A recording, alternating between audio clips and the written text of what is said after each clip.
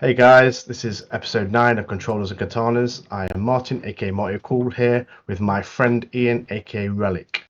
So today we've got an anime special for you. The shows we've been watching, which is Demon Slayer, Kaiju number 8, and Windbreaker. So before we start, I just want to say that me and Ian have discussed this, and it's some of the best episodes so far. We're really ready to share our best moments, story points, and funny moments with you. So to get started, we'll pass you over Ian to start Windbreaker. Right, Over I'm going to to kick you, it mate. straight off. I'm not going to lie, we've done this before. I had some connection issues, so we've had to start again on the first like 10 minutes. But yeah, as Martin said, some of these episodes have been the best episodes so far of these anime, and some of the best episodes in general. Windbreaker, as you know from listening, it's one of the special ones for us recently. It's definitely sort of caught us off guard in terms of how good it is, and these episodes are certainly no exception. And episode 7 kicks it straight off. You get a little flashback. This is relevant to where the end of it is. So Tagami, you have a little flashback, and there's basically a guy knocked out on the floor in the rain, and that's all the flashback is. But then up next, obviously, is him and Sakura's fight. Niri says be careful. Obviously, he's a very cautious guy, as we know. Hiragi is basically like, come on, mate, we're counting on you. You can do it, you can do it. And then you got Suo who just says, don't die. Like, all right, nice one, mate. Very encouraging. Umamiya tells him to have a long conversation, obviously referring back to him saying a fight is like a conversation. And boy, does he have a long conversation, mate. And at this point, I'm a little bit nervous. I'm not going to lie watching this episode. I've wrote down, I'm nervous. That's literally my note. Because I didn't know what to expect. Obviously, I like Sakura as a character. I like the other guys as a character. Going into this, I hate Tagami. I think the bloke's an absolute psychopath at this point. And from my previous predictions, I was just thinking, I didn't know where it could go. It could either go, Sakura could win, but my thoughts was Sakura was going to get absolutely demolished, and then obviously build from that. But the fight kicks straight off. Sakura strikes first, gets dodged. He gets taken down, about to get punched, kicks Tagami's arm, blocks it. Sick. Honestly, it's absolutely sick. So good. Tagami seems to have some sort of like judo slash karate like hybrid style. And they're just constantly dodging and moving, and there's so much movement, mate. The cinematography on the moving of the camera, the choreography of the fights. Honestly, again, they've done such a good job. Some of the camera angles and the way it's moving almost look like you're watching like a film, like a John Wick movie or something like that. Like the camera's actually panning around them and stuff, and it's honestly, it's so impressive. And as I say, they're going back and forth, back and forth. Nothing really notable in terms of who's going to win the fight happens. And then you get around halfway through, and you really get to see sort of how strong Tagami is. And from how he's talking, he's not even moving fast for him, because Sakura's like, oh, you're pretty quick. And he's like, oh, this is fast for you. Oh, I'll stay at this speed then. And you think, oh, shit, what's going to happen, man? Like, something's going down. And yeah, they're so quick. Like, the fights are so quick, mate. Like, there's parts where they're getting punched in the face and there's spit coming out their mouths, and like the punches, like you get to see sort of like the impact, because when they're getting hit, there's like dust coming off of them and stuff, so you can really almost feel like the impact of the hits and the punches, can't you? And you get to a point where then obviously there's all this moving, and he's so quick, but Tagami's he's not even breaking a sweat. Like, he's not even phased by it.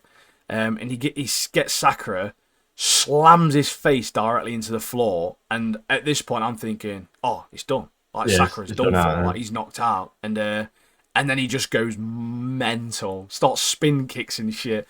Sakura's basically like just saying to Tagami, like, you look like one of the people that I hate. Like, I hate your type of people the most. And you get all these like stills of Sakura's past, of like when he was younger, and the people bullying him for how he looked and all that sort of stuff. And he's just ready, mate, to fight to the death. Like, nothing's gonna stop this guy. Like, he's so sick at this point, isn't he? Like, oh yeah, it's also during the episode as well, Takami mentions about the stuff that Sakura said to him, like in that tunnel when he first met Yeah. him. He was like, "Oh, what did he called him? It's like calling him lame, Monty, and stuff like that, and that Oh yeah, really you're lame, irritated you are, mate. Tagami. Yeah, like you're Yeah, annoying. Like he doesn't like looking at him. Basically, like you're irritating to look at. yeah. Or But as this fight progresses, you see how good Sakura really is. I mean, we've seen him in other episodes uh, fighting other people, but when he comes against a real opponent, now we're seeing his true fighting, and he's so sick. oh, But he's with so Tagami as good. well, Tagami, Yumemiya, he mentioned that there's a reason why this guy's one of the top blokes in Shishitori. Be careful. Yeah. He's got a name behind him. Obviously, the crowd are behind Tagami as well because they love him as well because he's their kind of like essentially their leader. Well, he leads the Well, troops he's and that second he in does. command, isn't he? Like he's the Yeah, one, obviously, essentially almost commanding them, even though he's yeah, not the one in charge. But yeah, obviously he's going mad, um, and yeah, he lands this like sick. Sakura lands this sick backflip kick to Tagami's oh, I love jaw, that. and like it proper catches Tagami off guard. And I think Tagami's thinking to himself at this point, like, oh, actually, you know what? This guy's pretty like he's pretty good. Like he's actually quite strong. Yeah, And it annoys him. It annoys him, and so he retaliates with his flying kick straight in the gut. And it winded me in real life, mate, watching it. Like I was like, this has done me in proper. This is. I was like, yeah, after he that felt kick, I it. need a poo, mate. Like I need the toilet, man. I'm surprised he didn't crap himself, to be honest, after that. Yeah, yeah. His fighting style reminds me of I mentioned it before to yourself and Mark, but I can't remember the guy's name. I think it's like Hiachi or something from Tekken, the older guy with the white hair. He's in Yeah. like all of the Tekkens with the cloaks. Oh, He's got is it Hiachi? Hiachi, I think so. Is it Yeah, Hiachi? Or is that something. TV? I don't know. I can't remember. That's Hitachi, isn't it, mate? But yeah, I can't remember how to pronounce his name. I haven't played Tekken in years, to be fair. But his fighting style has almost replicates that a little bit, and obviously he's got the wooden cogs on as well, which give him that sort of like look. Yeah. And then Sakura just gets stamped on the back of his head, mate. Ouch, mate. That was awful. Honestly, the way this is animated is making me feel like I'm the one getting hit. Like, Yeah. When he got his head slammed, I felt like his teeth were going to be mashed up. oh, mate, it hurts your nose, the doesn't worst it? thing. Like your eyes start watering. Like, yeah, that's hurt my nose. That has, man. I like the bit though. Obviously, during all this fight, obviously Nirei is obviously Sakura's one of his mates, isn't he? Yeah, And yeah, he's getting so upset by all this. Obviously, he's obviously getting upset, but he's also seeing what Sakura's really like, and he's like, "This yeah. this guy's powerful." But he's obviously getting upset with all these blows that Tagami's fucking giving. He's almost Sakura.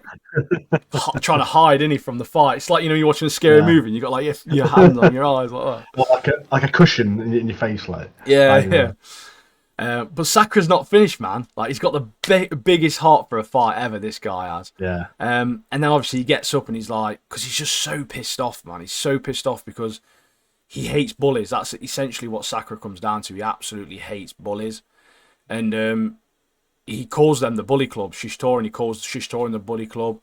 And Tagami, then you get this like weird change where he's like, "What do you mean? Like, why are you calling me a bully?" Because he essentially saying he hates bullies, but he's not aware that the Bofiorin guy who got attacked in that tunnel, who's young, he's like middle school or whatever that age is, like 14, 13. Yeah. He wasn't doing anything wrong. He did go on their turf, but he wasn't starting a fight. He was just trying to get through somewhere. And it's actually the Shishitorin guys that were bullying him. But Yeah, that's right. Tagami didn't know that. So he's been fed an incorrect story, hence why this has all started.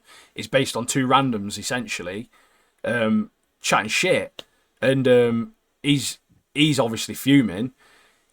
And then he just says, "Oh, hold on a minute," and he literally just walks off of the stage to the two Shishitorin guys who were bullying, obviously, the middle school guy, and he pummels them. Like, he absolutely shattered jaws and the lot, mate. He absolutely obliterates the both of them, doesn't he? And then you start thinking a little bit about how maybe he does have some values. Maybe there's a little bit more about him than you think, and then you get some more backstory to him.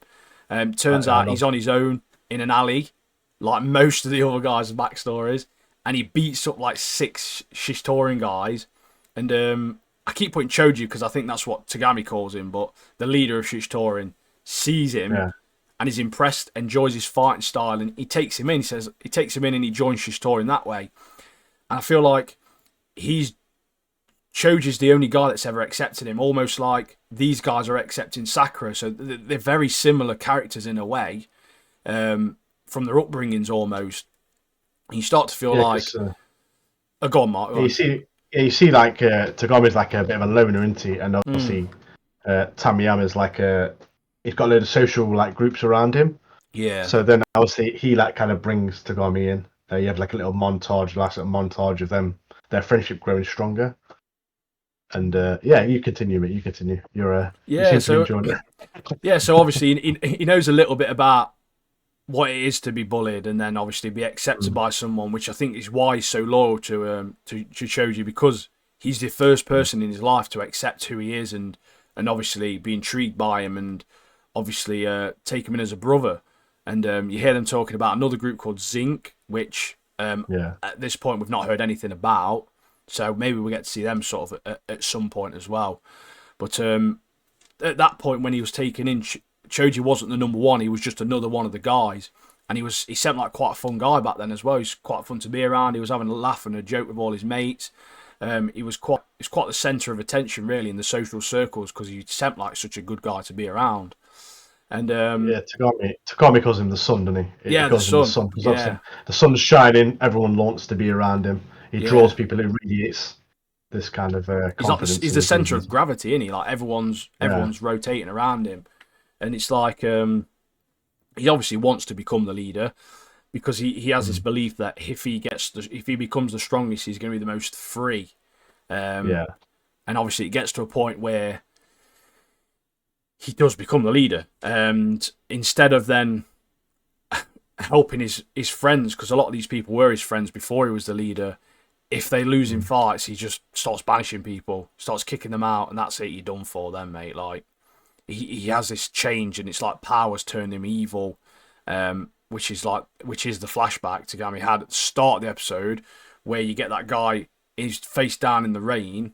That's when you first sort of see this interaction, and Tagami's like decided he will be the bad guy because he wants Choji to try and be happy again, and he wants Choji to keep smiling, and he doesn't want his friend to succumb to this darkness that's inside of him, essentially.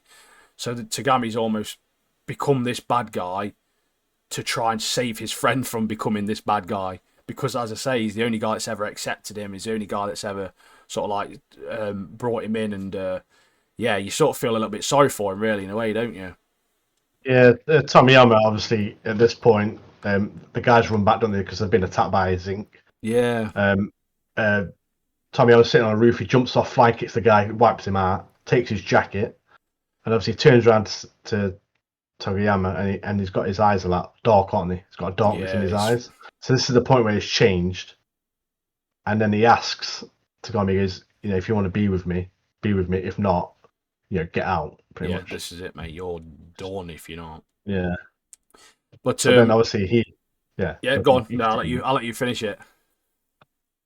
Well, basically he then Tagami takes on this role for his mate of this new persona, as it were. He gets like I said earlier, he gets some John Lennon sunglasses on. He ties his hair back. He becomes this new person for his mate, and he gets involved with all most of the skinning and getting rid of the weak ones, the beatings, The proper and some dirty, of the obviously nasty the jobs he operations. does, doesn't he? Yeah, to save his mate from that kind of side of things, essentially. So Yeah. but yeah, It cuts back to the fight at this point. We're near the end of the episode, and Tagomi's essentially he's then throwing the fight. He's purposely missing his punches. He's getting hit by Sakura, and it ends basically with him just questioning himself. And yeah, what an episode that was, mate! Like up to this point, this was my favorite episode of this season. We got a lot more character building, a lot more fighting, a lot more depth as well. Much more story. We've got the introduction of Zinc, and boy oh boy, episode 8, mate. What an episode! kicks off straight as the other one ended, mid-fight. And he's basically, Tagami, just admitting he's on the wrong path. It's not what he expected in terms of character development at all for him. As I say, I thought he was a psychopath. Like, I genuinely thought he was a psycho on the first interaction. But he seems quite remorseful. And Sakura's not having any of it, though. He doesn't believe in it. He's calling him a scumbag, just like them, i.e. the Shishitoran guys, which is almost true in a sense. Although he is feeling remorseful and he's doing it to help his friend, he has been beating up people for no reason for like ages, like skinning the jackets off them and all that sort of stuff. So Sakura's saying oh, go on, yeah. Yeah, you can see that Tagami's literally lost. He's lost his drive. Yeah, he's just thinking so much about the past and he's lost the things his he's done. And like I said earlier, his attacks become really sluggish. And then Sakura's like wondering what's going on, but he's still carrying on the fight. And then we have another flashback. I don't know if you want to talk about that. Yeah, we do, yeah.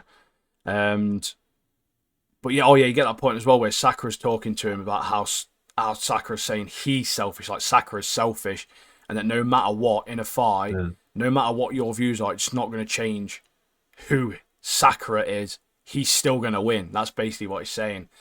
And then you get more flashbacks to that night in the rain. The same from the last episode.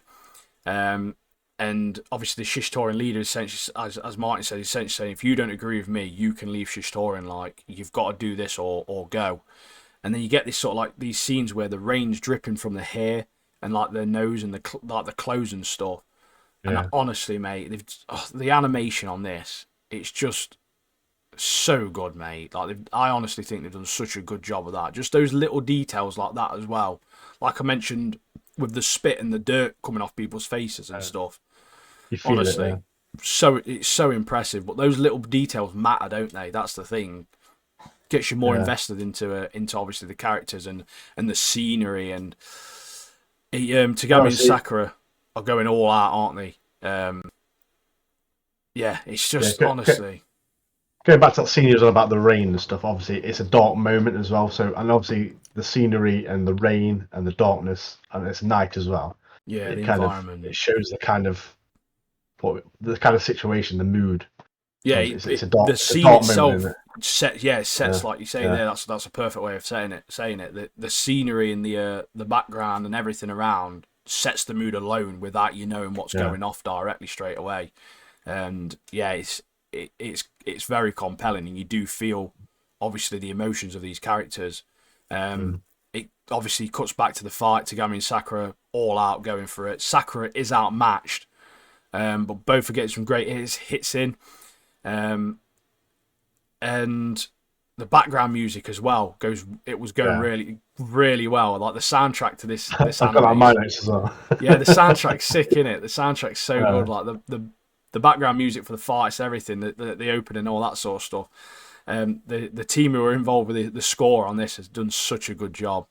Near is sat there, like, I don't know why, but it's touched my heart, and he's just crying his eyes out, isn't he? Yeah, that's it. Yeah. But it's like Sakura, and he doesn't know why, but it's like in his head he's thinking he's so comfortable fighting with this guy, like he's absolutely loving it. Tagami realizes Sakura's movement is getting better as he's fighting, obviously showing again, like you're saying for last episode, Sakura's fighting style is really good. He's adapting to his opponent. He's picking up his movements. He's more driven as obviously the fight's gotten on, and he's almost adapting, I'd say, to his style. And if I did not expect a sick double kick, mate, to each other's faces. Like, that was sick, that was, wasn't it? Both just like, kick each other in the head, mate. Did you notice through both the episodes as well, during this fight, like, both Fiorin characters are all, like, showing emotion. Yeah. But then, Yomi is literally, his face is straight all the way through it. Oh, yeah. He's not reacted to everything because he knew what Tagami's like fighting, and he must have known what Sakura's like as well fighting. So he's not like phased or like stunned by anything that happens. No, he's that was just a good point as well. Yeah, I think that point leads on to something else that happens a little bit later on after obviously it ends, which we'll get to. But so obviously you get that double kick, and then Tagami just starts laughing, and he's buzzing. at how good the fight is, and obviously Mm. they essentially agree to end it. And Tagami is reflecting back at how he should have confronted obviously the Shishitori Yeah. leader Choji the same way that Sakura and Tagami have confronted each other in this fight. And he's thinking to himself, if I'd have just done what Sakura's done here and had that conversation with him, could it all have ended a lot differently? Could I have changed his mind? And essentially, they go into they get this slow mo like punch, don't you? They're both about to punch each other, and as it gets to it, Tagami just releases. He just misses on purpose and just lets Sakura just finish him. And fucking hell, mate! Like, what an episode! Like, And it's in this fight as well. Obviously, Tagami's he sees Sakura, he pushes through like who he is, who his real person is, and obviously then Tagami reflects on the past memories and is like, yeah, I should have done the same thing. I should have pushed through, and yeah, he kind of thanks Sakura in his head, doesn't he? Like, thank you for kind of making me realize what I have actually done. yeah. I've And actually took this dark there's path. that little moment as well where he calls Sakura by his name instead of saying like, "Oh, you're lame" or whatever. He calls him by his name, and that was like the biggest amount of respect that they could have done. It sounds silly, didn't it? But obviously, in that moment, in that fight, just him, obviously, the type of characters they are, they've obviously essentially been thrown aside all their lives. Just him getting that recognition from one of his opponents was probably quite meaningful. I've literally put one of my notes as how are people sleeping on this anime in like 32 exclamation marks, mate? Because I've seen a couple of bad reviews, mate. Negative people on like reels and stuff talking about it, saying it's boring or whatever. And honestly, mate, they're watching a different anime to me. They are. They must just like hentai or something, bro. I swear to God, they're not watching good anime, mate. They can't be. Did you say it wasn't one of the top ones? You said it was like quite far down the list. It was like number 5 or 6 on the list or something. Konosuba's number 1, bro, or was at the time. We'll get onto that in a different episode, guys. Yeah, don't you worry. Yeah.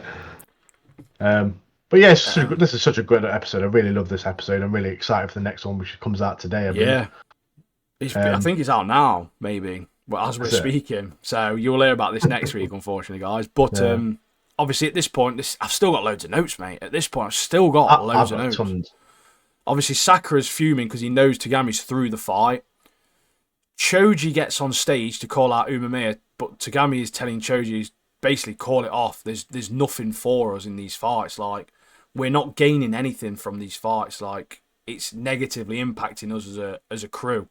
Whether we win or lose, we're not gaining anything. People think we're bullies. They don't like us. This sort of stuff. And Tagami goes to stop Choji, and he just kicks him flying, mate. And like, honestly, this shook me. This did, mate. Like, this is like best mate, and he's kicked him and just tells him to stay quiet. Yeah, it's like, you lost, stay quiet, guys. Yeah, you lost, stay quiet. And he just boots him about 7 meters into the background, mate. It's the curtain. But you get this like quite warming moment of Sakura. Then obviously, as I mentioned with the respect thing, Sakura sort of grabs Choji, and he's about to basically step in, but Umemiya stops him and says, "Look, you've had a very good conversation, and as you can tell by his reaction to Tommy getting kicked, Sakura's confused as well. Like, however, because they didn't really speak many words. So why is he feeling that way? Why is he wanting to protect this guy that he's just had a massive battle with, who he hated like 5-10 minutes ago? And he's obviously gained a lot of respect for him through the fight.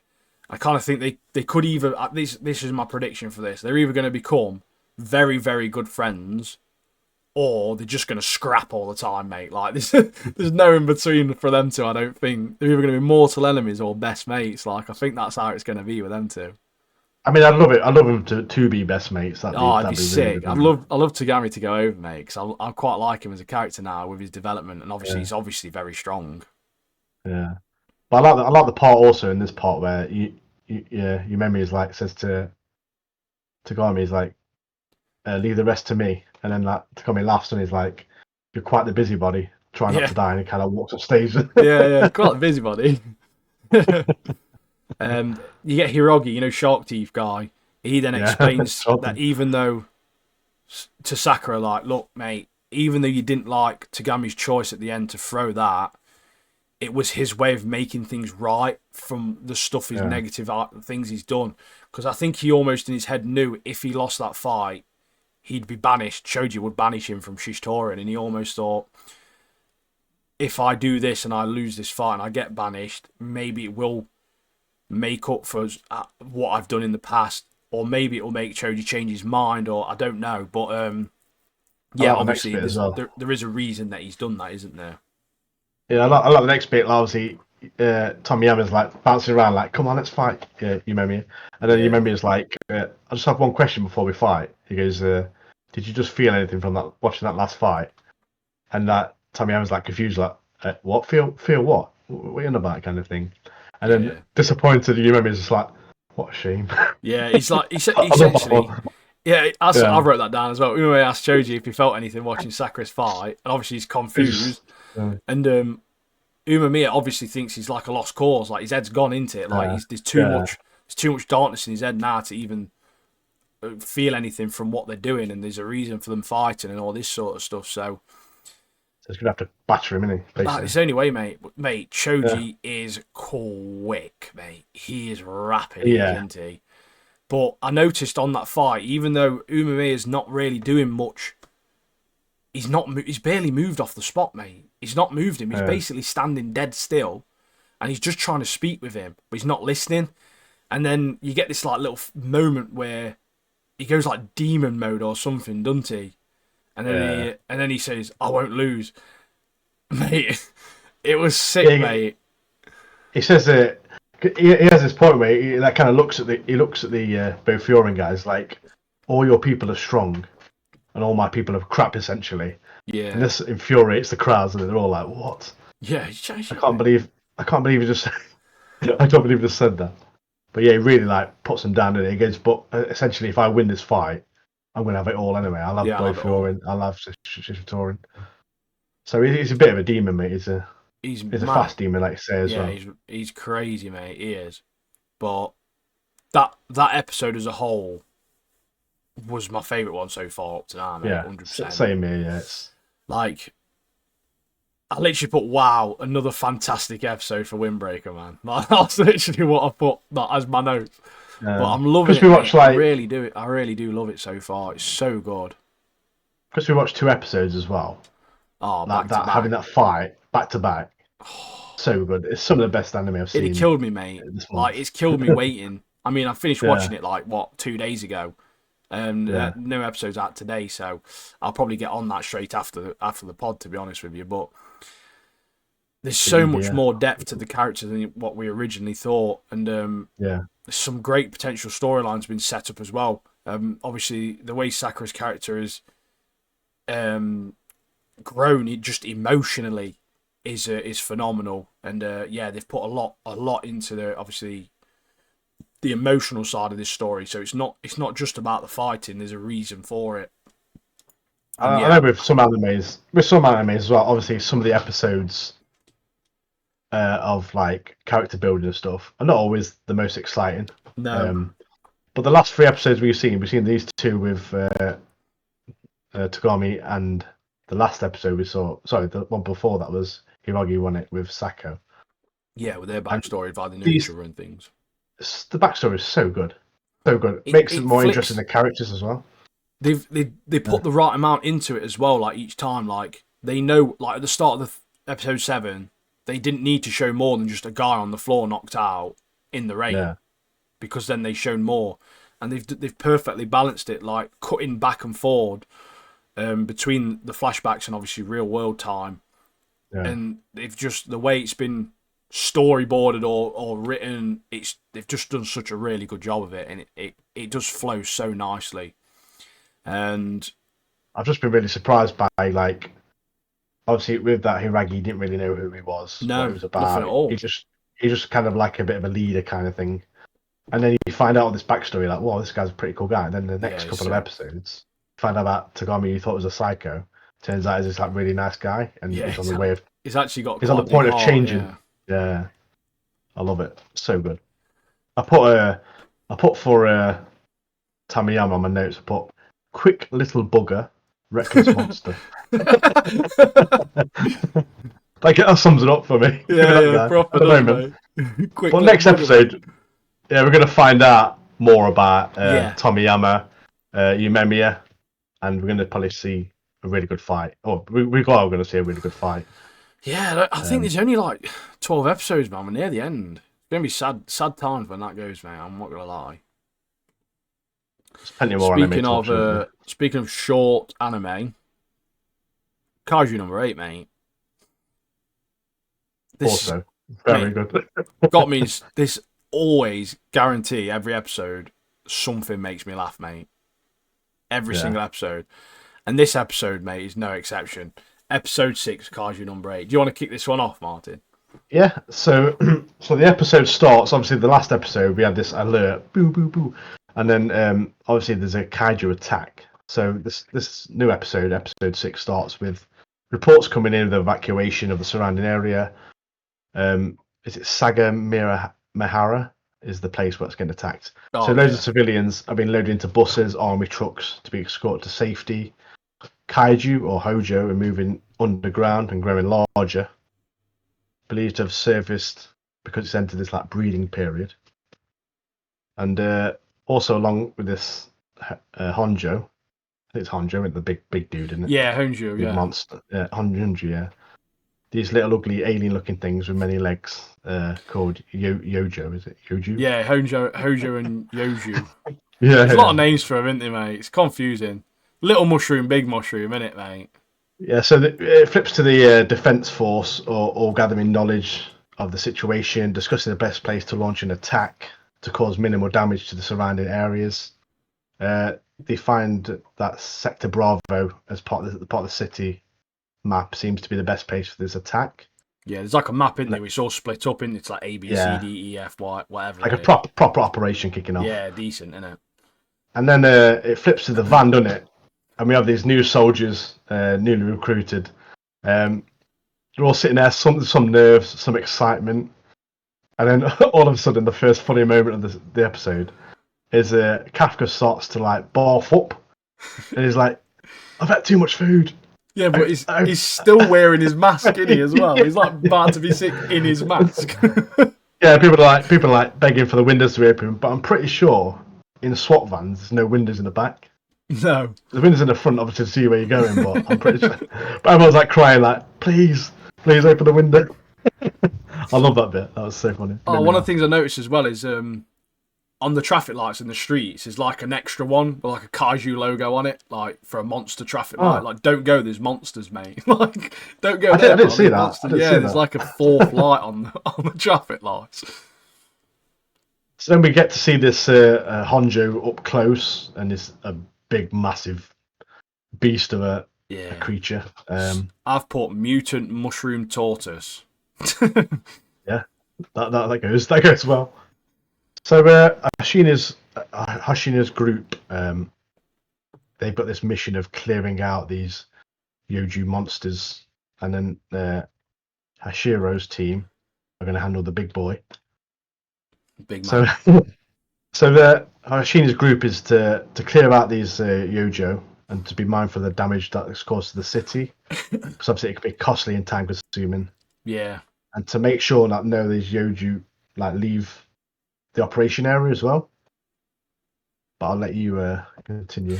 Yeah, so obviously they give the newbies free reign, don't they? Yeah. And they're going to essentially be ranked on how badly stuff gets destroyed around them. Essentially, like, look, keep it down to a minimum. Keep it to a minimum, yeah. Yeah, Kafka's buzzing, mate. He's actually really excited. He's not nervous at all. He's Kikaru. Obviously, she does the first leap from the building because on top of this tall building. She does the first leap from this building. Everyone just leaps, and this Kafka, mate, slowly climbing down, dead slow. He's like, it just feels like there's no point of putting that in there, but they put it in there just for a laugh. yeah, it's just a little. It's like a scene. It's about 4 seconds long, but it adds so much to him as a character, doesn't it? Like just that little bit. Yeah.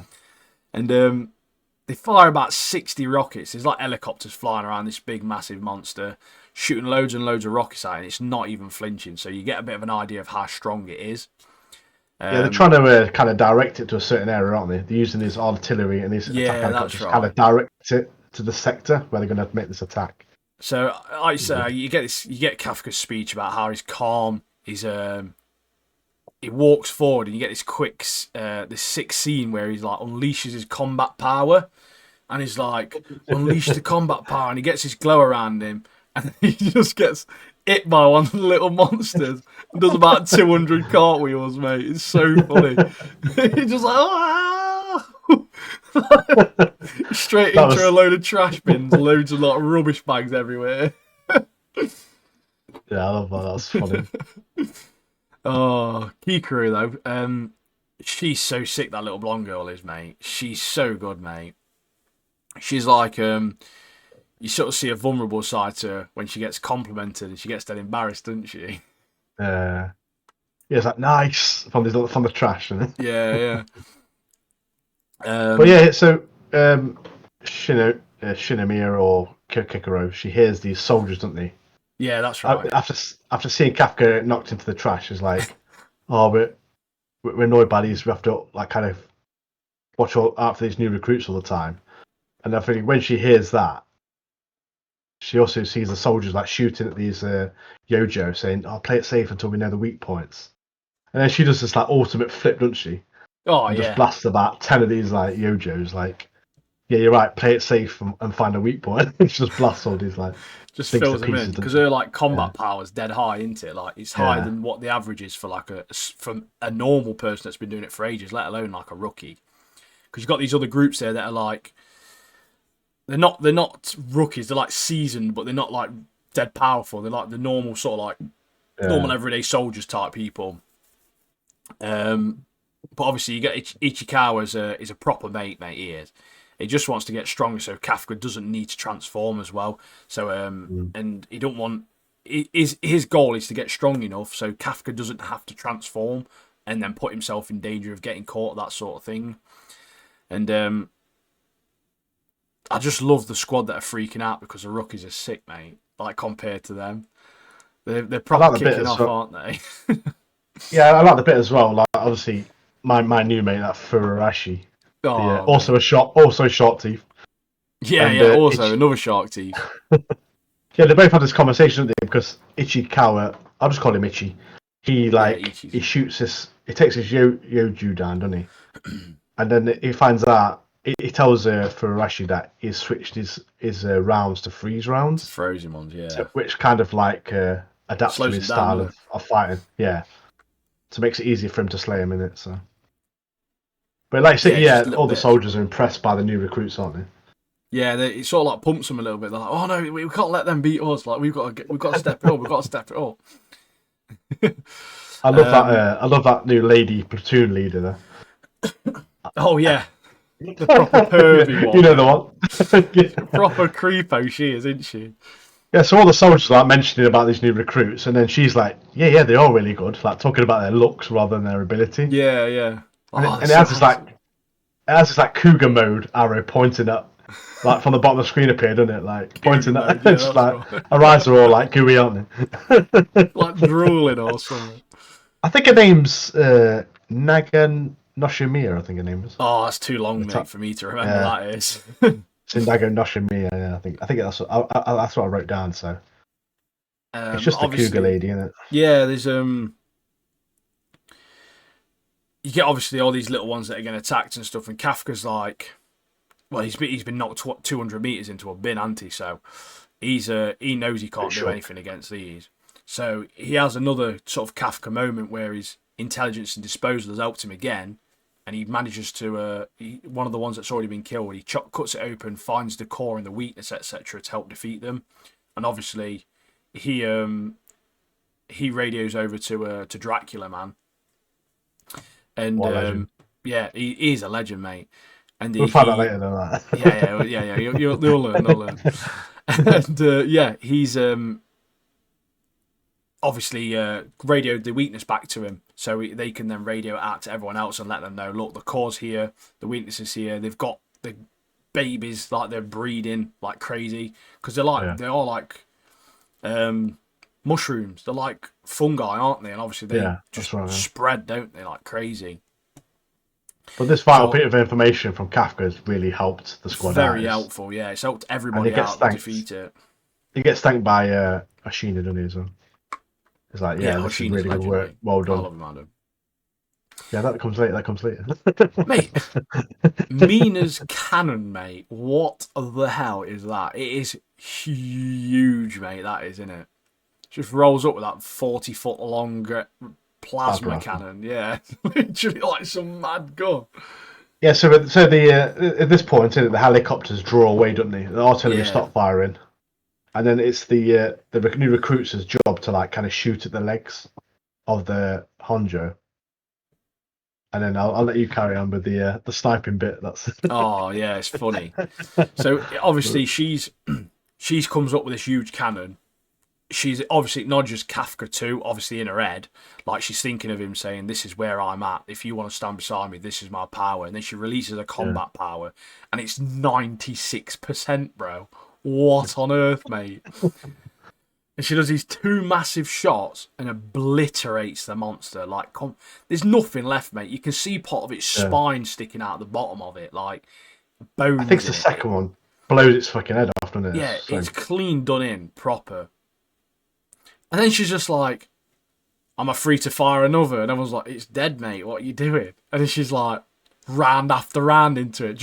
I feel like she's just trying to prove a point to Kafka, but yeah, she must fire about 8-9 rounds into this like monster, mate. Like it died after 2, love. What are you doing? It's just like it turns it to dust, pretty much, isn't it? Yeah, like, it's literally disease. when all about wiping it out. They literally wiped the disposal quality got nothing to do there. There's literally Oh no, they're it's fun, isn't it? I just feel sorry for the construction companies after, mate, rebuilding. I do. That's all I feel for, mate. Because like it hits them, and then the shot when it hits them just explodes like outwards massively, and like just obliterates everything around it. I like the bit of Kafka here as well because he sees what he's up against. Yeah, like, he's like watching it from the distance, isn't he? Yeah, she's amazing, kind of thing. Obviously, the audience are like, "Oh, she's amazing as well."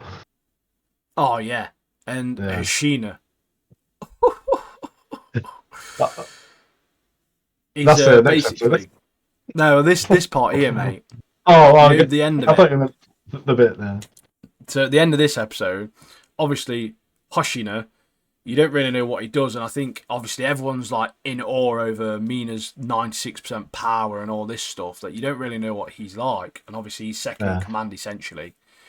So he's like, "Oh look, there's a reason I'm second in command," but everyone's got the strengths and weaknesses, and he's got these like swords, mate. He barely touches them, takes them out slightly, and the monster behind him just falls into like 15 block pieces. And it's mental, mate. He's sick. Yeah, his character then for me skyrocketed. Yeah, instantly, mate. As soon as he had, mate, this goes back to the one we discussed about top 5 anime weapons, mate. He instantly has got cool swords, mate.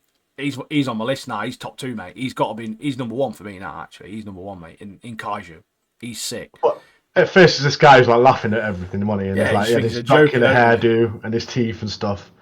And now he's badass with these 2 swords, just like plasma swords, whipping them out. This guy's pretty serious, mate. And then you get Ichikawa and Furuhashi.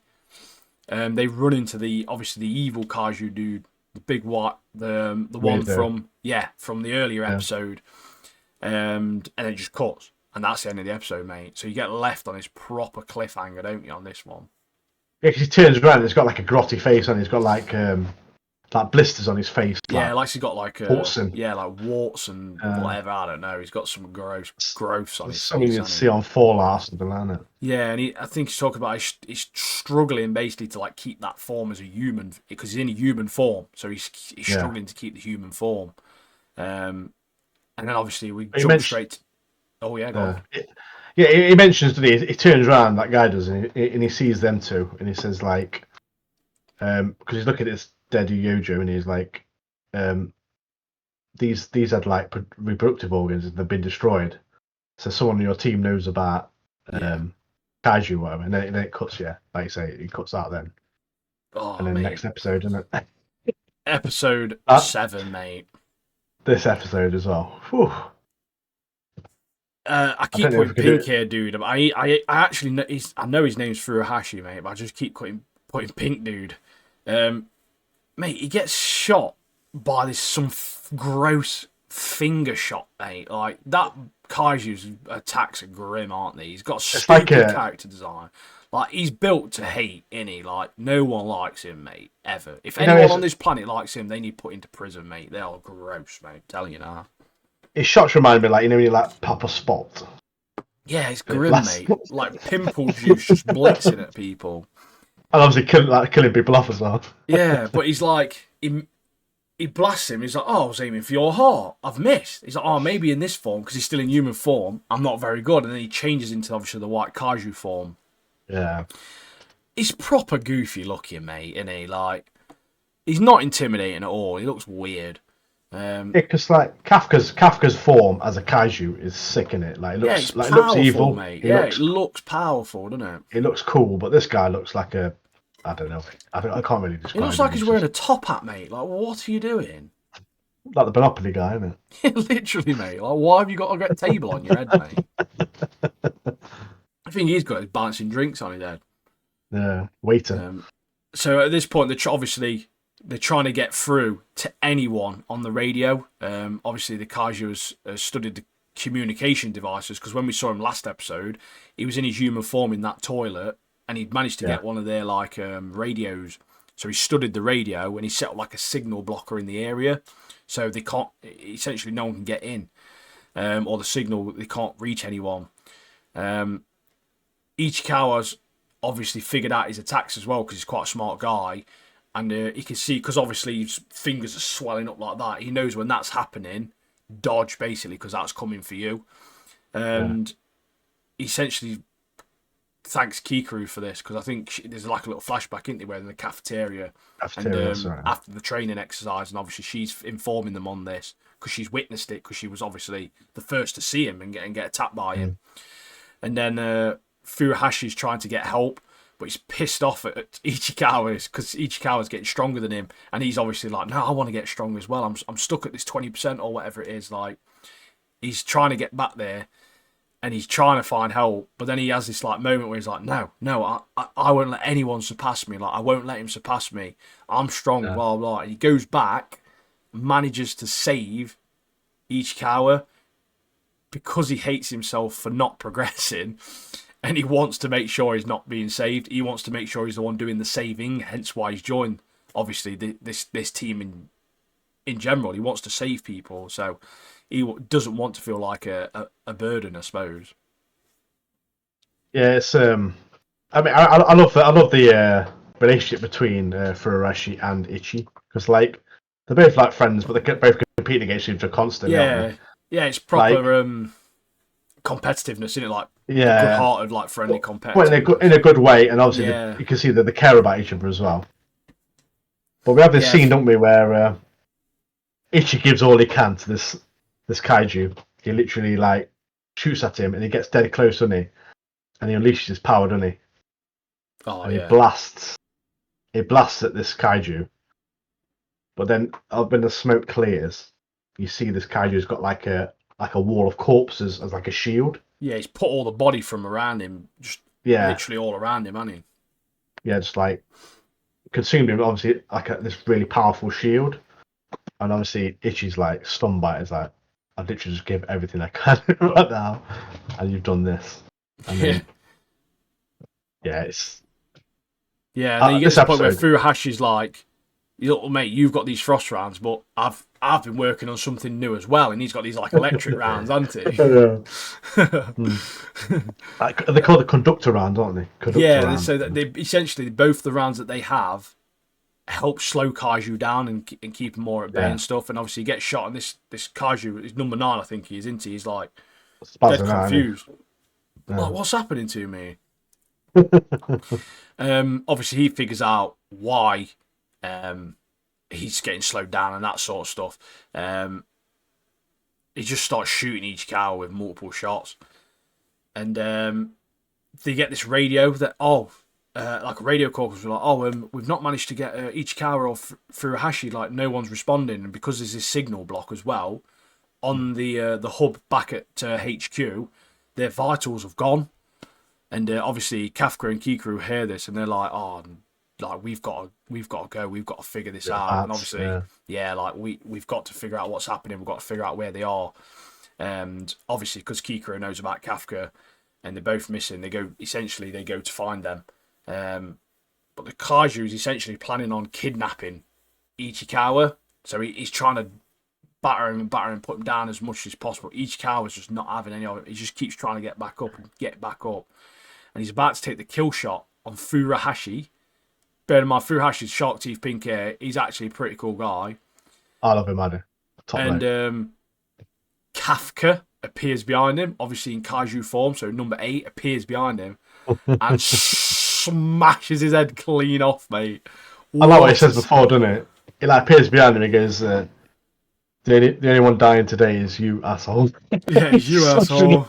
Smashes in the teeth, doesn't it? Oh, mate. It's so good. And then Kafka, it's that part when Kafka gets shot, but he makes that shield thing and just starts going mental, doesn't he? On like number 9, and he knocks him about 40 streets away, mate. Like they have this like little proper striking battle. But obviously Kafka's, you see a difference in obviously the Kaiju. So number 9, he's more about long range attacks because he's got that ability that makes it so he can shoot people. Whereas obviously number 8, Kafka, from what we've seen, he's mainly just proper melee hand to hand combat. Like he's super strong, isn't he? And you get I like the bit where the bit where Kafka hits him, doesn't he? And obviously he hits him, but his head falls off. Yeah. And it has a scene where the head's just flying through the screen, and the Kaiju's like, "Where's my body? Oh, my head's been knocked off." Where's my body? Yeah, I was like, "Oh, my head's been knocked off." I just thought I'd share that one. Yeah, that was funny, to be fair. Yeah. But you get to this point where Kafka's obviously managed to do him enough where he's actually core's exposed. So number 9's core's actually exposed, and you get this moment where Kafka can finish him. And as he's about to finish him, he gets spotted by these 2 random defense corps members. Yeah. And because he gets spotted, he has to then defend them 2 from number 9. So number 9 manages to get away. And obviously at this point, Furuhashi doesn't know it's Kafka either. But shit hits the fan, mate. Because guess who lands right next to Kafka, mate?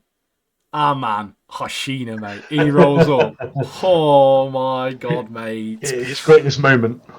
Mate, you get this little sequence in this alleyway where they're not fighting, obviously because Kafka's a good guy, but Kafka's dodging and Hoshina's got his blades out and he's just flipping at him trying to get Kafka. Yeah. Oh, man, that scene is so well done. I absolutely love that scene. And he's like,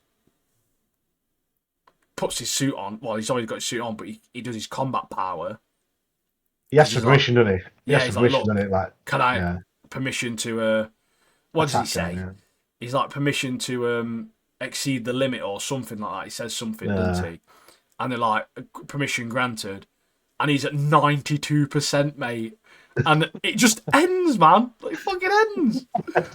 The greatest cliffhanger. Yeah, honestly, mate. It was like the sickest little sequence ever, mate. And then it just ends. You know what I've loved about these, the ones we've discussed so far, these animes, like, the characters. Like, we know the characters, but then there's certain parts for these animes, like, it just turns on its head and you start loving these characters so much. Yeah, there's so much like you say with Hoshina. I never had anything against him, but you just thought he's a little bit of a jokey character because he's laughing at Kafka and he's like just taking the mickey a little bit. He's taking the piss. And then like moments like this, you see these different sides of people and it just changes your opinion just like that, doesn't it? And you're just like, oh. And that's what I love about it. It's just so good. But yeah, that sequence in that alleyway, it was very well animated. I feel like the animation's getting better on this as it goes along as well. Obviously with the bigger scenes coming, that sort of thing. Yeah. I suppose they naturally are going to get better because it's more compelling. But yeah, it's certainly another great one this season, 100%. And speaking of great animations, mate, Demon Slayer, mate. Yeah, mate. We've watched not one, not two, but the first 3 Demon Slayer episodes That's what we're this going to week, discuss. mate. Literally, the first episode was like a 48-minute double feature, mate. Like, it's a double episode in one, basically. And if anyone else is a Demon Slayer fan out there, like me and Martin, we have missed this anime, mate. And they know people have missed this anime because the first 5 minutes of this episode are insane. Do you want to kick this off, mate? Yeah, I can do, yeah. So we have this scene where the 2 of the Hashira, is it Obenar, which is the Cobra guy, I believe, and then Shinazugawa. Very Shinazugawa, that's it. The Wind Hashira. They're both with these 2 other demon slayers, and they're at this abandoned castle where apparently girls from the village have been going missing, and it's been tracked to this location. So then, as they're looking at the castle, looking which way to go in, they see a demon returning to his base with a kidnapped girl. They're trying to sneak behind it, but obviously the demon senses that they're nearby. Then they run into the castle, into this dark room, and then suddenly it's an ambush in it. Oh, mate, that ambush scene. That scene with the 360 kind of camera that pans around. Yeah, it kind of, yeah. Oh, you see it literally it pans around, and it's like going through, and you can see all the different demons hiding behind the walls, and like you can just see the 2 Hashiras through the doorway and stuff. This is what I mean, mate. Like they're showing people, they're showing people like they have missed this anime, mate. Because the last 2 we've spoke about, very well edited, very well animated, very well drawn. But Demon Slayer it's just a different level, mate. Like it's so good, man. And then we have the Cobra guy. I'm going to call him. This guy I've wanted to see fighting for all the season. I was like really intrigued by this guy to see how he fights, and he fights good. Oh yeah. Like he swings his sword, doesn't it? It's like a snake. And he's literally taking all his heads off. Iguro, I think. Iguro? I think it's one of his names, like Abner. Is it Abner or something? Yeah, I don't know. They've got about 11 names. Yeah. I'll call him Cobra Guy for now, and then Cobra Guy's cool, to be fair. Cobra Guy. Yeah, but obviously there's them other 2 young guys with them as well, isn't they? Who obviously aren't Hashira, but they're part of the Demon Corps. Yeah. And they're just useless, aren't they? Because obviously they're not very strong. And that Shinazugawa is just dead annoyed with them and tells them to go home. Like, you're useless. Like, get lost, basically. You just get in the way, aren't you? Yeah, you're just getting in the way. But I have missed this anime, mate. I'm not even gonna lie. Yeah, they both talk about how the demons are acting strangely now. Like they're holding together, aren't they? They're holding together for something big, aren't they? Yeah, something. And then they hear the scream, don't they? Oh, mate. It's just as well. I'm just going to cut back a little bit here, mate. When they go up them stairs and he uses the wind breathing, it's like the light green. Yeah. Oh, mate. And then obviously, like you say, you get Cobra Guy with that purple lighting effects and stuff. Like the way that they've just done the lighting and everything on it. Oh, it's just so pleasing to the eyes, isn't it, mate? Yeah. So pleasing. So beautiful to watch, isn't it? It's so good. So good. Like you get that when he gets on the roof, doesn't he? Shinazugawa. Yeah, so he hears a scream, doesn't he? And then he jumps up in the room, doesn't he? He jumps in a room and there's literally loads more demons. So many. They're everywhere, mate. It's like 40 plus demons, like they're killed in the first 5 minutes. And this is where he unleashes his wind power, doesn't he? Yeah, and then upstairs. And he wipes them all out, and then more come, and then the Cobra Guy jumps in and does his move. It's just so good to love. It's so sick, mate. So sick. But yeah, they almost like split up, don't they, in a sense? So he's like following the Shinazugawa. I'm just going to say Sheena for now. Gets onto that roof, does that tornado move, mate. And there's just a rain of blood, like everywhere, just all over him and everything, because he just killed loads of loads of demons all at the same time. Yeah. It reminded me like a fatality from like Mortal Kombat. Then did Oh yeah, fatality, proper, and that's wasn't all it? the shit Proper blood like bad. raining down on. Yeah, and obviously you get to that point where they both, it's like open, isn't it? And they're looking down and they jump, and there's just loads of like rooms and stairs, Yeah, and every possible. It's like Harry Potter, mate. It's like, all the stairs that are like moving and yeah, stuff. And they gotta make sure they get them at the right time and things. And it's just filled with demons, isn't it? There's so many demons, and it just starts falling away as they jump in, and it just disappears. Like it's just gone. yeah. The It's demon there just hit following like a like goes derelict. behind a door, doesn't he? He goes like a door. It goes behind a door, Oh, it's and then it's mad. closed off. Yeah, there must be some absolute powerful demon behind this, mate. Got to be. Yeah. So, Nezuko, the demon who conquered the sun. Legend, little legend, mate. Nezuko, isn't she? yeah, man. So yeah, he cuts back, doesn't it? So you see Tanjiro recovering, Nezuko's recovering. You got We find out. Kanroji, his name, the Love Hashira. Oh yeah, Basically told him he needs to 6 eat years. loads. Like, you need to eat loads, mate. And he just about starts choking to death on that rice bowl, mate, because she's like, you need to eat loads of food. Yeah, we find out in this part, don't we? We find out what Muzan's after. He wants Nezuko for himself Yeah, because she's 100%. the demon that conquered the sun, and he wants her. He wants to be in possession of her. Yeah, they're trying to study it. I mean, both parties are really. Obviously, the demons want to use her for not good. But obviously, you can almost, you don't know what's happening. They could find her cure from Nezuko to cure demons in total and make it so there's no demons anymore.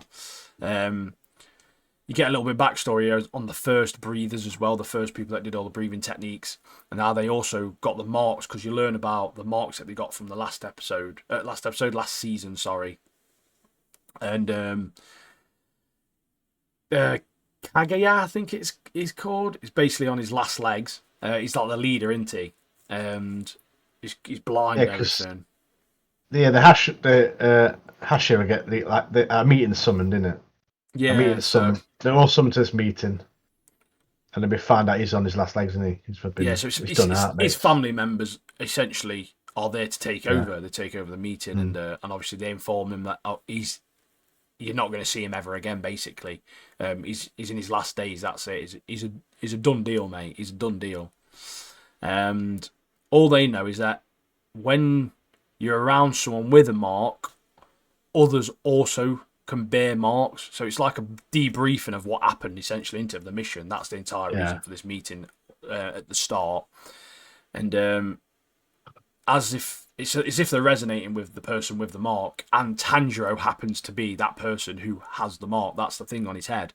It's not a scar like most people probably originally believed it was, and that's why there was a certain point, obviously, when I think it's on when they're like about to on the brink of death almost, maybe.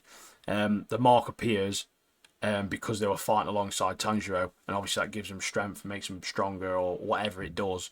Yeah, and it keeps coming back to Tanjiro. They're talking about this mark and how Tanjiro's dead important. It keeps coming back to him, and he's like talking to a crow, and then he's sneezing snot bubbles, and it's like this is the guy that's meant to be like the savior, and he's like got snot coming out his nose and stuff. Yeah, because in that meeting as well, they also mentioned like there's certain things you have to do to get this Yeah, mark it's as a like a Hashira. criteria to meet, basically. Yeah, and they ask, is it Lord Tokito? Is it Tokito? The Mist Hashira, I think. All I think right, his yeah. name's. Yeah, they ask him what it was like, and he like thinks back to the port in the Stone Village. Was it? Sorry, the Sword Village. He thinks back and he's like, "What happened?" He goes, "He was poisoned, able to move, and someone was about to die, and it brought back memories of his past. And then he had this overwhelming rage, which caused him to lose control of his emotions. Then his heart rate beat beat at 200 beats a second. It says. Then I his don't know body how was he's on fire, counting wasn't that. it? I don't know how he's Yeah, I don't counting know. that, mate. Yeah, he But basically then is saying it? like, they question him obviously. How do you know your temperature's like? How do you know you was burning up? Blah blah. And he says, "Oh Yeah, well, when I was in hospital, hospital. let's just say, yeah, Yeah. my I felt exactly the same way, and they took my temperature, and it was 102 or whatever it was. Yeah. So yeah, they essentially going to start this training, together to try and get the marks, figure out how to trigger them easily. Also, Gyu, his kimono, mate, in the gold and green and like the maroon red, he's so clean, mate. I love that design on his kimono. It's so sick. It's proper good, mate. But then you get this part, a funny part where Zenitsu sees Nezuko, and she says, "Welcome back," and all his hair sticks up, and his face goes bright red. Instantly loving it. Yeah, he's freaking out, like proper freaking out. He starts asking if they can get married, and then she calls him Inosuke.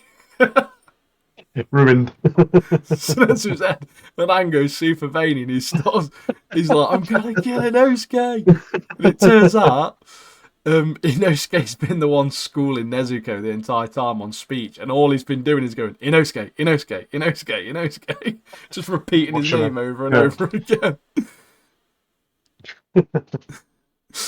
Oh, so funny. But Tanjiro gets his new sword, which is 6. It's got Rengoku's guard on it, hasn't it? And it's like dark black and grey. R.I.P. Rengoku. Yeah, the sword maker's so mad though, isn't he? Because he kept interrupting him when he was trying to make the sword. Like, I wasn't even finished, mate. Like, he's proper fuming. I know that bit where Genyu's like trying to sleep as well, isn't he? He's obviously recovering as well, and he's in the bed next to Tanjiro, and then there's a funny bit like they're all making this noise, chatting and stuff like that. And then Inosuke jumps through the window and somersaults through the window, making all this noise. Again, he's like, "Oh, I want to be somewhere else. Why do I have to be with these guys?" Yeah, he's fuming. But obviously, I missed out a part to be fair. Is where Gyu basically leaves the meeting. Dunty's like, "Yeah, I'm not involved in this," and he almost removes himself from the situation and from being a Hashira. Almost, he quits essentially.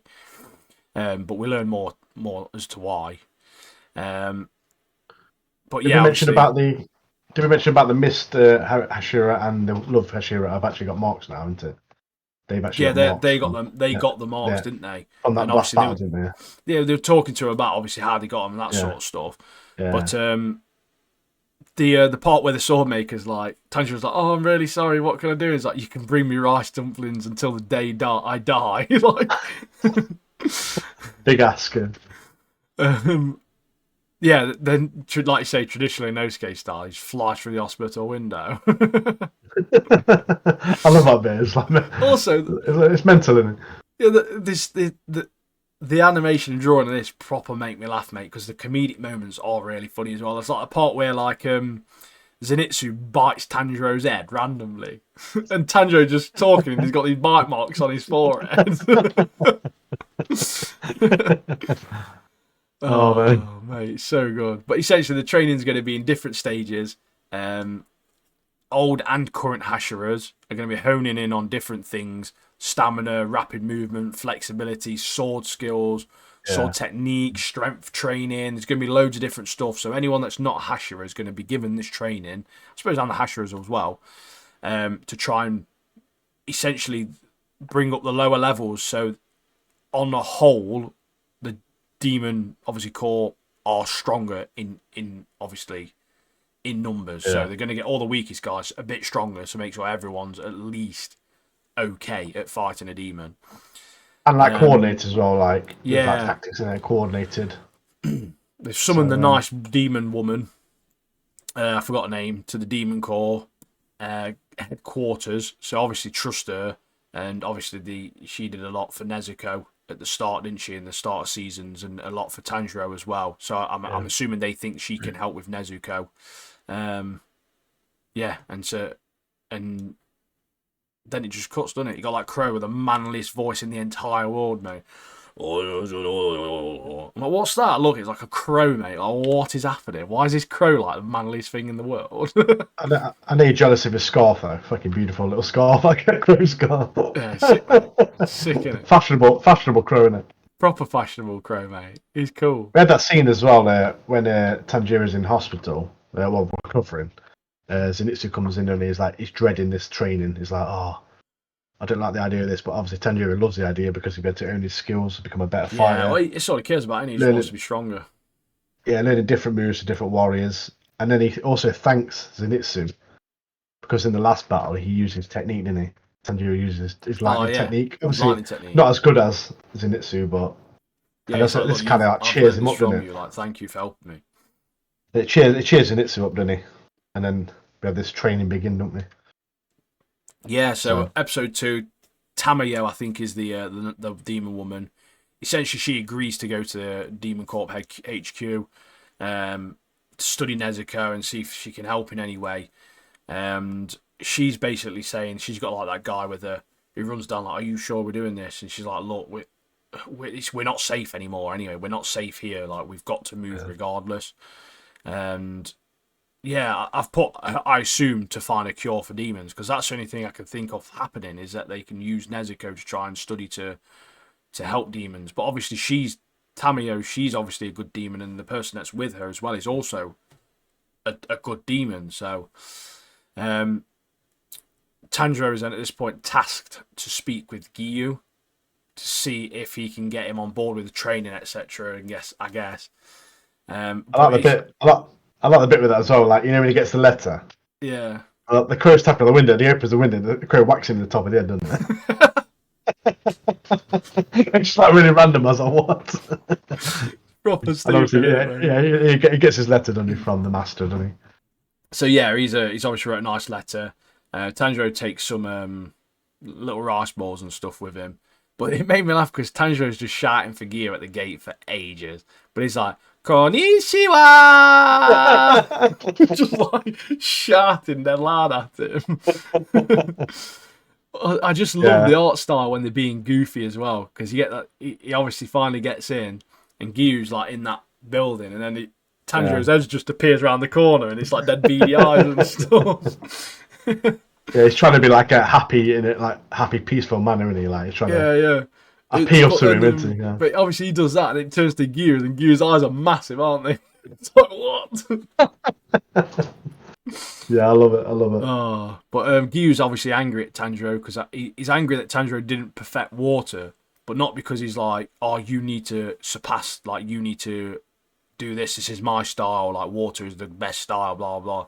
He essentially wanted him to perfect water so he could then quit and Tanjiro can become the water Hashira, so he can fill his spot basically.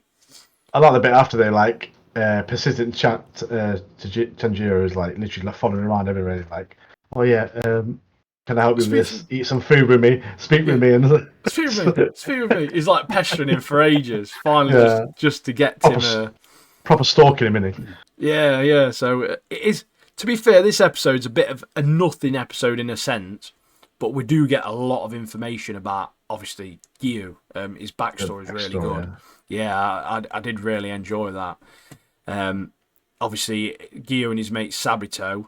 And I think Sabito is obviously sick as fuck. And you find out straight away that this is where Giyu's got his kimono from. It's half Sabito's and half his. Because when they're younger, his is just all like that red, and Sabito's is all like the green and gold. I thought that was a nice touch for him as a character to have half and half. And there's like a little bit of history to why that's his look, which I thought was very, very cool.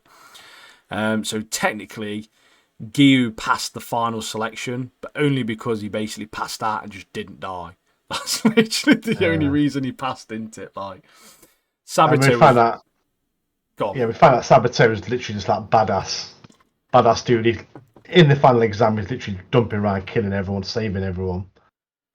And obviously, you know Sabito from the first season of Demon Slayer. You get that flashback. Tanjiro was being trained by him in the mountain, wasn't he? And obviously, he knew he was a ghost. Well, he found out he was a ghost, didn't he? He was a ghost helping him out with this. He has to smash a rock, doesn't he? Smash a rock in half, doesn't he? Yeah, that's it. You've got to slash it's like your job. Like you're just doing it for about 10 episodes, mate, trying to cut this rock up. But yeah, proper trained him back then, didn't he? Well, I completely forgot about that until the flashback. I was like, oh god, yeah, I mean, we watched that like 4 years ago. Do you know what I mean? Like, I kind of glad they brought it back because, like, at the time, I remember thinking like, oh, are we not It's getting a bit anything on this random. guy? Yeah, Yeah, like it's a like bit random. We've got this he's dead. random guy. Yeah, Like, and then obviously it brings it back now. It's like telling him about the backstory. yeah. So So Gyu's basically, it all comes down to Gyu's essentially got survivor's guilt. That's the entire reason for his character being mm, grumpy and he don't want to be involved because he doesn't think he belongs here. That's all it is. The whole interaction on the bridge as well, that was nice. Where obviously they're having the proper hot talk and a proper nice talk about everything. And he's essentially about to say, I'll join you with the Hashira training. uh, Before he can say it, Tanjiro's like, shall we have a noodle eating contest? Like, what? And then he just it's cuts to mad, them isn't just eating loads of noodles, mate. Like, and you've got Shinobu, I think her name is, the butterfly lady. it? Yeah, You get this point where she's had this chat with I think it's her relative, the guy who's dying is one of her relatives, the blind guy who's like the leader. yeah, He's had this like chat with her, and he basically says like only the immature fail to control their emotions, because he doesn't want them to like overreact or like get sad or cry or whatever it is yeah. because he's passing.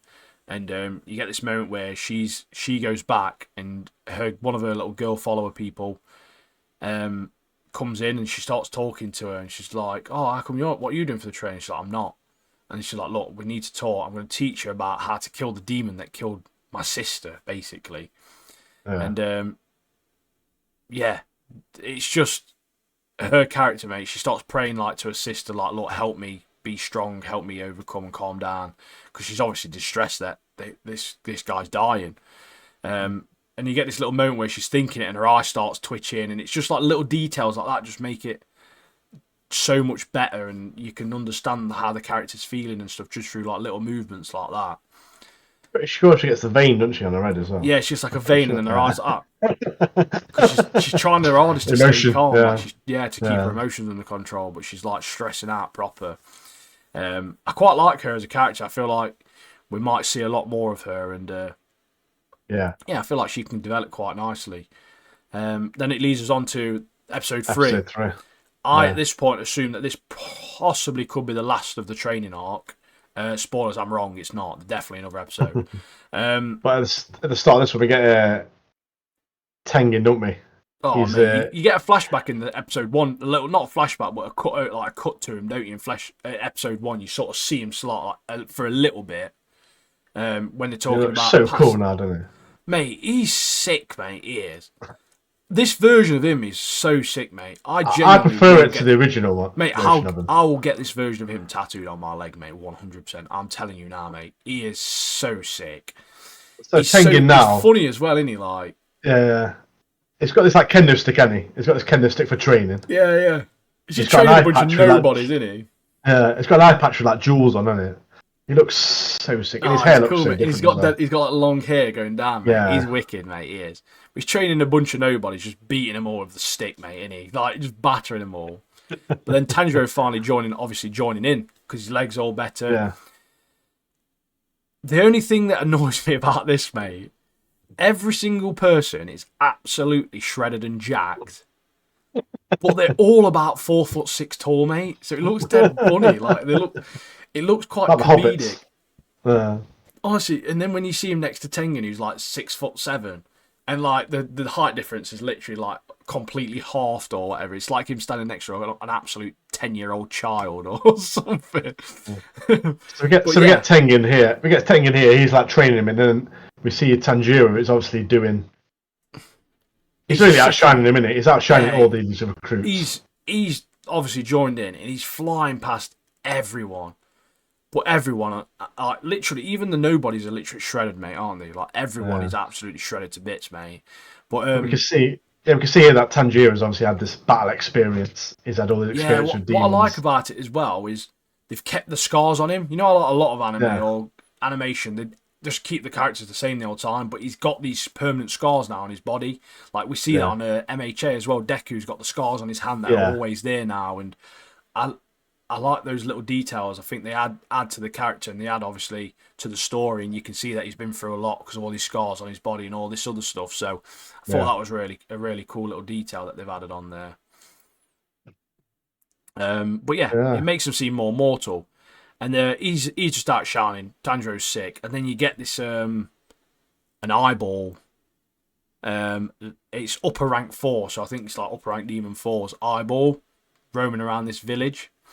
And it just reminded me of the Neversoft old logo from like the Tony Hawk's games, mate. That's all I could think of. I just started giggling to myself. When you mentioned it earlier, I can't see anything else now. I was like, Yeah, because you got them two guys where it's like they're doing the night patrol. patrol, Yeah. and they were like, one guy was like, "Oh, swap with me, swap with me." He's like, "No, mate, I'm not swapping. I'm not swapping night patrol because if you do night patrol, you get the morning training off, so you don't have to go training in the morning." But you get this point where they're walking through this village, and one of them disappears, and you're like, "Oh, what's going to happen here?" And then it's just his mate taking the piss out of him. He jumps out at him, doesn't he? And obviously that's when you see the eyeball and stuff. I like the bit as well in that village, like the two mates who are walking. Like it's the guy with the torch who like disappears. You're like, typical, isn't it? Yeah, the guy carrying the one torch. guy who's got the light. Yeah, he's gone. So you can't see anything. Obviously, he's just messing around, isn't he? So. Yeah, by this point, all the randoms training know they aren't much use, as Tanjiro's just on a completely different level to them all, isn't he? Like, he's so much better. Obviously, everyone knows that the demons are after Nezuko now as well. And you get that point where Tenjin rewards them, doesn't he? He rewards them and goes, "Oh, do a lap on foot around that mountain over there." Yeah, go on. This is your final one. Well done. Now do one lap around the foot of that entire mountain, mate. Like, what? Best reward, yeah. Yeah. They know that obviously the demons are after Nezuko, or they have a hunch that's what's happening, and because essentially demon activities died down, hasn't it? Tsunami and Obani, I don't know, snake guy. They've decided they're bored basically, so they've just said they're going to 1v1 each other randomly. And then the Tengen Woodland training where he's pretending to be a demon as well. That was wicked, mate. That was, wasn't it? Where he's like, just going back to that where the meeting with the Cobra guy and the Wind Hasher, like they meet up and they're confused, aren't they? They're both like, yeah, I know you're thinking the same thing. We're confused about what we saw with the castle. Because they were both saying like we've been to this castle like 2, 3, 4 times like every week. So like we keep going back and there's nothing. There's no change. It's just always empty. I like the bit as well. You didn't mention before, but like Tengen's like 3 wives. Lucky mate, yeah. But they're like telling Tanjiro, like, oh yeah, he's really like giving it to him, and then like Tengen's like, yeah, well the master's giving me this mission. I'm gonna see it. I'm going to make sure it's done properly. Yeah, I'm going to make sure it's sorted. He's being so hard. Yeah, they're like thanking him, aren't they? Because obviously he essentially saved their lives. And to be fair, it's not one of them classic main character syndromes where they're just thanking him. They actually thank his sister, they thank Nezuko, they thank Zenitsu, they thank the guy with the boar mask, Inosuke, they thank him. And it's like, they don't know the names, I don't think, do they? They just know him and his sister, basically. But the Woodland training part I thought was very good. The shinobi in it. Yeah, the shinobi at work. And mate, I love him. He's so cool, mate. Tengen is, isn't he? He's sick, mate. I hope we see more of him. I hope we don't just see him in the training bit, mate, because I love him. He's got a scar down his eye and everything. It's fucking cool. Yeah, so this bit he's training the troops because obviously demons work at night. So he goes into this forest and it's at night time, and then. Because it's Shinobi, he goes, right, I'm going to be the demon here, and you've got to try and stop me. And he literally wipes pretty much all the troops out, doesn't he? He's like, right, Tanjiro, it's your job to protect them. And they're all just getting battered, mate. And obviously, because of his lightning speed, obviously, Tanjiro can't be like, he can't figure out where it is, yeah. Oh, such a sick character. Because he works off scent, doesn't he, Tanjiro? He's like a dog, isn't he? Yeah. But because he's not a demon, he's not giving off a scent because demons have this foul scent, don't they? So that's why he can pick them up. So he's struggling to pick him up. But yeah, it's a good interaction. And obviously it gets to the point where Tanjiro's then leaving that part of the training because he's essentially completed it to move on to the next. And I think he's left leaving the others sort of like motivated to train harder. Yeah. And it seems that we're going to get more, obviously, training art next episode. which I don't know how many episodes we're going to get. I think you said there's 12 in this season, because we've got all the Infinity Castle stuff to get to as well. So I kind of am hoping the next episode is the last of the training arc. But obviously he's then moved on to that other part where is it the Mist guy I think's there, isn't he? He starts about training. He's going to start training with him next episode. So I like that bit in the forest. I like that bit in the forest just to say that obviously there's a part where Tengen and Tanjiro are both like fighting like blow for blow, and then this like you say earlier, it inspires all these troops, and then it flips to a scene, doesn't it? Like later on, all these troops are doing that sit-ups really fast, aren't they? Proper been motivated, aren't they? Oh, one of the parts where he's training as well, where they got someone on the back. Tanjiro's got the biggest bloke in the entire pact on his back, just sprinting, mate. And they get to the top, and everyone's knackered, and he's just doing like squats like dead fast. So how's he got so much stamina? But this is the part of Tengen's part of training is complete now. So yeah, so like I say, I hope we see more of him. But as much as I'm enjoying these episodes, I do want to start seeing more action now. Obviously, I appreciate that there's a lot of story in these, especially episode 2 with the Gyu one, because I quite like Gyu anyway. I like his style and stuff. Yeah, I quite liked getting all that backstory about him. It was one of my favourite ones so far, to be fair, this season. All the way through the 3 episodes, they keep saying something's going to happen. We've got this war coming.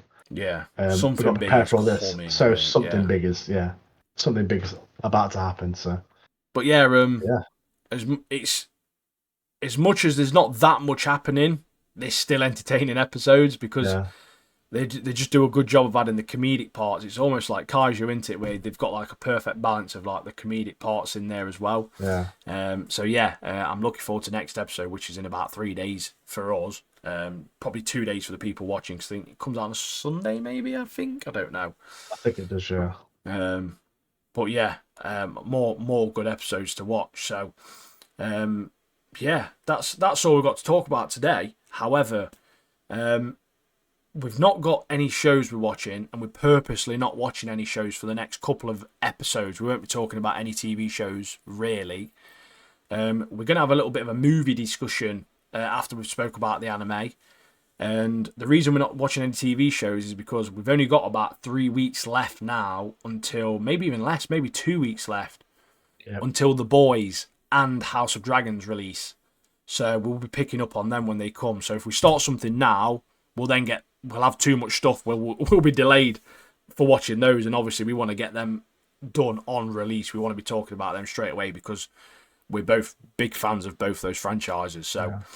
if you TV show movie fans are wondering what's happening, we aren't stopping it. We're going to be talking about stuff. So yeah, we did talk about a few other shows that we could do, but it was too tight, wasn't it? Like to try and get all these episodes in before The Boys comes out, before House of Dragons comes out. So, but yeah, next week we're gonna have a bit of a movie one, aren't we? A bit of movie discussion. Shall we tell him? Shall we tell him what it's going to be? Should we tell him what the movie's going to be, or should we let him wait? Yeah, let's tell him, mate. It's Japanese. Yeah. It's a new Godzilla film. Godzilla. -1 in it. Yeah. The one made by the Japanese director. Yeah. So it's very good. We're going to talk about it. I'm not going to say much now. I don't want to say anything. Yeah. So. Yeah, the reviews are good. That's all I'm going to say. Yeah. Just check the reviews out. We're not the only people. Yeah. They're not the only people that think about what they're thinking about. Trust me. It's probably the best Godzilla movie I've ever watched. Like it's very good, very good. Yeah.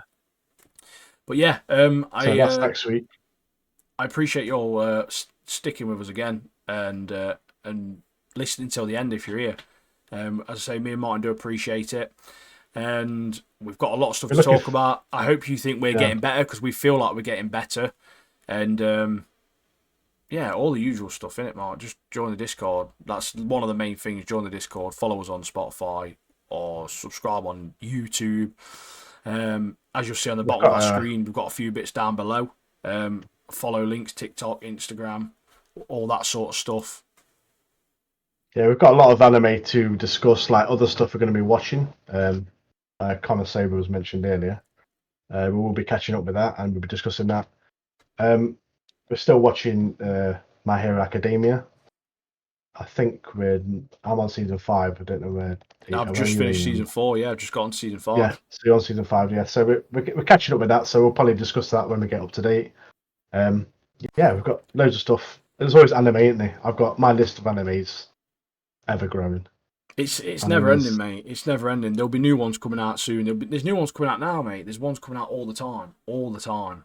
and there's always people saying like, "Oh, watch this one, watch that one, watch this one." I'm like, Yeah, I mean, I I'm will like watch that with it. you, I aren't will. I? I'll Yeah, send Martin a screenshot. Add this to the list, mate. and I do, and Yeah. it's growing, growing. So if But there ever comes a point where we've not got much to talk about, we'll just smash one of the 12 episode ones and just talk about the entire season, like on one of the yeah, episodes or something.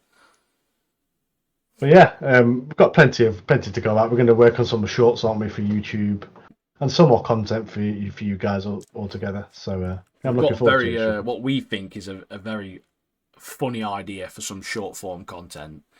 We won't tell them. We won't We're tell not them. telling anything, mate, because you're not nicking our idea before we've started it. Like, it's our idea. We're doing it first.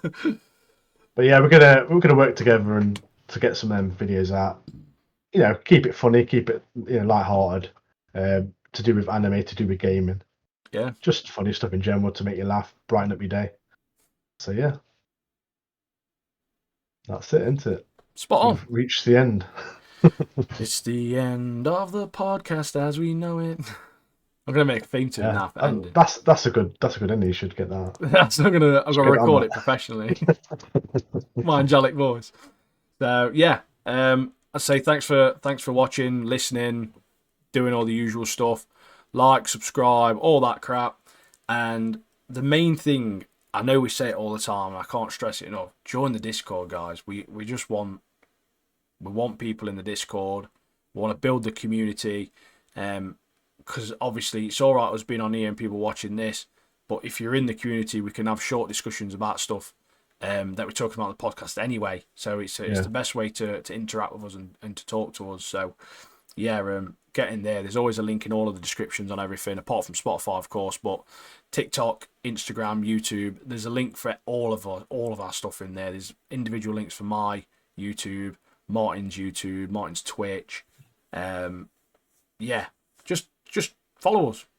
That's all we're asking for. Yeah, we just appreciate you being around and we're enjoying it. So yeah, We're enjoying it, aren't we? We're enjoying yeah, it. we definitely are. We are because we had a bit of a bit last week. As you see, we did a WWE special, classic special. Yeah. Martin was actually on holiday in the UK. We had a bank holiday weekend, long weekend. It was my daughter's 4th birthday, so we went to the zoo. I went to a music festival. So we've been very busy. So it's nice to get back on it and get into a bit of a routine, catch up with all the anime, and yeah, we're just absolutely loving it at the moment. So Because last week we didn't we did like a double episode, didn't we? The week before. yeah, And like I said to you earlier, I was like, I did miss doing podcasting last week, and obviously, but we're back on it now. So yeah, we're here. we love it. So yeah, Yeah, we'll catch you next time, guys. yeah. Take care, guys. Peace out. Bye.